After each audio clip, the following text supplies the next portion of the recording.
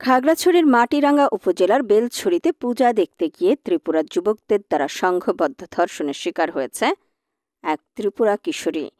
এ ঘটনায় অভিযুক্ত ৩ জনকে গ্রেফতার করে পুলিশ। আটককৃতরা হলেন মাটিরাঙ্গা উপজেলার বেলছড়ি ইউনিয়নের হেমন্ত হেডম্যান পাড়ার রনি বিকাশ ত্রিপুরা, উদয় কুমার পাড়া এলাকার ডেটল বাবু এবং গোমতী উদয় কুমার পাড়া এলাকার হেয়াসা ত্রিপুরার ছেলে রিমন ত্রিপুরা। অভিযুক্ত আসামিদের মধ্যে রিমন ত্রিপুরাকে আজ সকাল 10টার দিকে পালিয়ে যাওয়ার সময় আটক করে পুলিশ।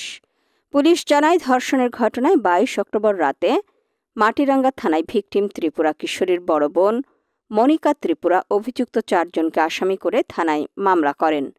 মাটিরাঙ্গা থানার ভারপ্রাপ্ত কর্মকর্তা বিষয়টি নিশ্চিত করে জানান, গত 20